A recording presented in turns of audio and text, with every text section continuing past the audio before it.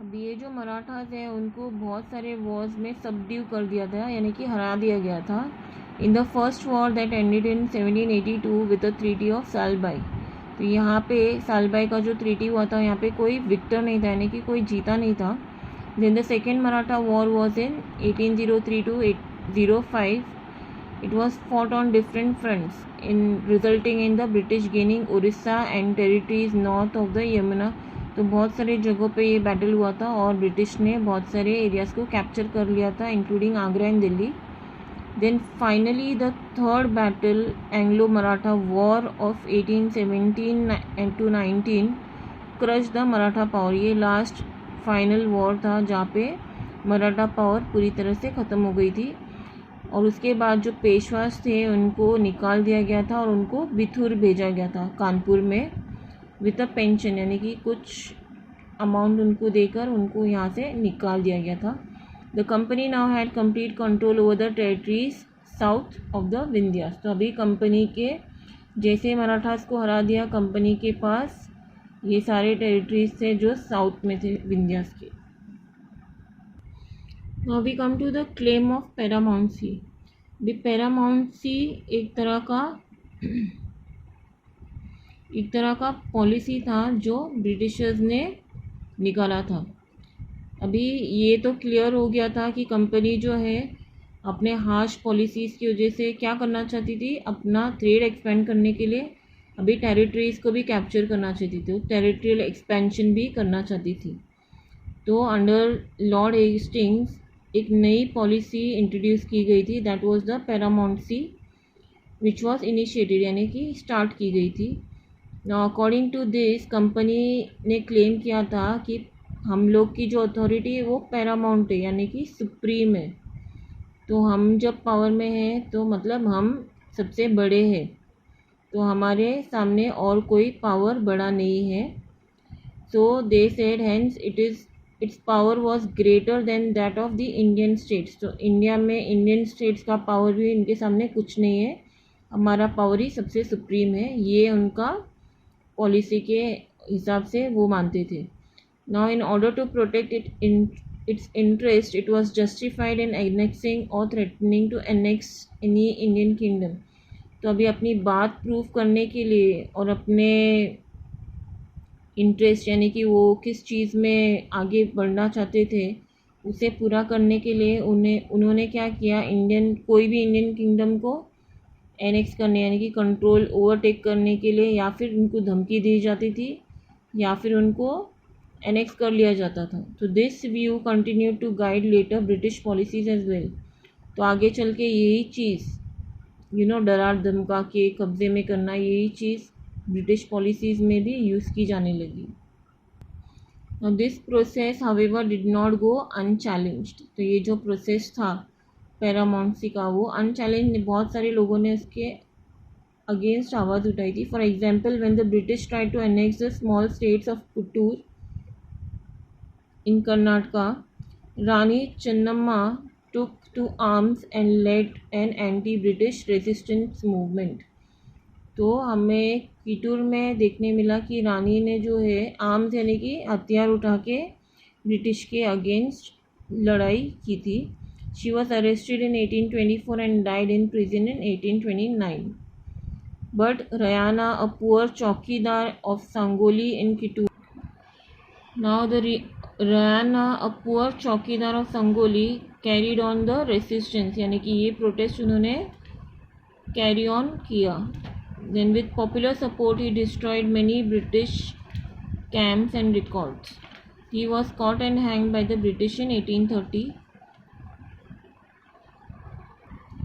Then in late 1830s, the East India Company became worried about Russia. It imagined that Russia might expand across Asia and enter India from northwest. Driven by this fear, the British now wanted to secure their control over the northwest. अभी आगे चल के company को, east India company को Russia के बारे में खतरा महसूस होने लगा। उसे लगा कि रशिया जो है एशिया से एक्सपेंड करके इंडिया में आ सकता है फ्रॉम द नॉर्थ वेस्ट। इसीलिए अभी कंपनी जो है नॉर्थ वेस्ट को सिक्योर करना चाहती थी। They fought a prolong war with Afghanistan, फिर उन्होंने अफ़गानिस्तान पर कब्ज़ा करने की कोशिश की, वहाँ पे वॉर किया. फिर established indirect company rule there. Then Sindh was taken over in 1843. Next in line was Punjab, but the presence of Maharaja Ranjit Singh held back the company. फिर जब उन्होंने पंजाब पे कब्ज़ा करने की कोशिश की तब महाराजा रंजीत सिंह ने उन्हें ऐसा करने से रोका. Then after his death in 1839, two prolonged wars were fought with the Sikh kingdom. Ultimately in 1849 Punjab को भी उन्होंने अपने कब्जे में कर लिया. Now we come to the next topic, that is doctrine of lapse. Now we had seen कि annexations जो हुए थे इंडिया में वो पहले रॉबर्ट क्लीव के अंडर हुए थे, फिर लॉर्ड हेस्टिंग्स थे, अभी लॉर्ड डलहौजी की बारी आती है. The final wave of annexation occurred under Lord Dalhousie, who was the governor general from 1848 to 56. He devised a policy that came to be known as the doctrine of lapse. भी ये policy इन्होंने device की थी. According to this policy, if an Indian ruler died without a male heir, his kingdom would lapse, that is become a part of the company territory.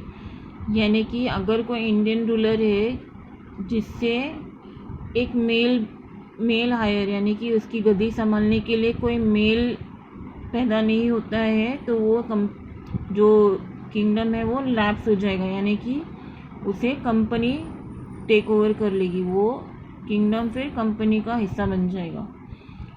One kingdom after another was annexed simply by applying this doctrine. Satara, Sambalpur, Udaipur, Nagpur and Jhansi. तो ये doctrine of lapse की policy के ज़रिए ऐसे करके बहुत सारे kingdom फिर कंपनी ने अपने कब्जे में कर लिए. Then finally in 1856 the company took over Awadh. This time the British had an added argument. They said they were obliged by duty to take over Awadh in order to free the people from misgovernment of the Nawab. तो यहाँ पे कुछ और ही argument Britishers ने add किया कि वो बहुत ही खुश थे, ऑब्लाइज्ड फील कर रहे थे कि उनको ये ड्यूटी कैरी आउट करने मिला और वो यहाँ के लोगों को मिस गवर्नमेंट से फ्री करेंगे of the Nawab. Enraged by the humiliating way in which the Nawab was deposed, the people of Awadh joined the great revolt that broke out in 1857. तभी जिस तरीके से ब्रिटिशर्स ने, कंपनी ने वहाँ के नवाब को ह्यूमिलेट किया यानी कि उसकी इंसल्ट की, तो वहाँ के लोग जो है बहुत ही गुस्से में आ गए थे और उन्होंने एक बहुत ही बड़े रिवोल्ट में पार्ट लिया इन 1857. एक बहुत बड़ा रिवोल्ट हुआ इस वजह से और वो हुआ था इन 1857. Now we come to the setting up of a new administration. अभी इतने सारे जो स्टेट्स अनेक्स हो रहे थे तो एक नया एडमिनिस्ट्रेशन सेटअप करने की भी ज़रूरत थी. Now Warren Hastings, Governor General from 73 to 85, he was a very important figure who played significant role in expansion of company power. तो कंपनी पावर एक्सपैंड करने में इनका बहुत बड़ा हाथ था. Then by his time the company had acquired power not only in Bengal but also in Bombay and Madras. British territories were broadly divided into administrative units called presidencies. तो जो British company ने जितने भी states को कब्जे में किया था वो टेरिटरीज़ को उन लोग डिवाइड करते थे हैज़ प्रेसिडेंसीज बोल के. There were 3 presidencies, Bengal, Madras and Bombay. Each was ruled by a governor. तो ये 3 मेन प्रेसिडेंसी थी तभी और वो उन्हें रूल किया जाता था एक गवर्नर से.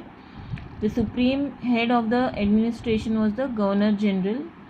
Warren Hastings, the first governor general, introduced several administrative reforms notably in the sphere of justice. तो जो वॉरेन हेस्टिंग्स थे वो पहले गवर्नर जनरल थे जिन्होंने कुछ रिफॉर्म्स, कुछ चेंजेस लाए थे जो जस्टिस के स्फीयर में थे, यानी कि जो अनजस्ट के अगेंस्ट थे, जस्टिस के लिए थे. Now from 1772 a new system of justice was established. Each district was to have 2 courts, a criminal court फौजदारी अदालत एंड अ सिविल कोर्ट दीवानी अदालत. तो maulvis and Hindu pandits interpreted Indian laws for European district collectors who presided over civil courts. तो हिंदू और मौलवीज pundits जो थे वो लोग क्या करते थे, जो कलेक्टर्स यूरोपियन डिस्ट्रिक्ट कलेक्टर्स जो कोर्ट्स में बैठे थे सिविल कोर्ट्स में, वो उन्हें बोलते थे कि वो इंडियन लॉज के बेसिस पे चलाए court. The criminal courts were still under the qazi and mufti but under the supervision of the collectors. तो क्रिमिनल कोर्ट जो है अभी भी काजी और मुफ्ती के अंडर ही थे, लेकिन वहाँ पे सुपरविजन कलेक्टर्स का ही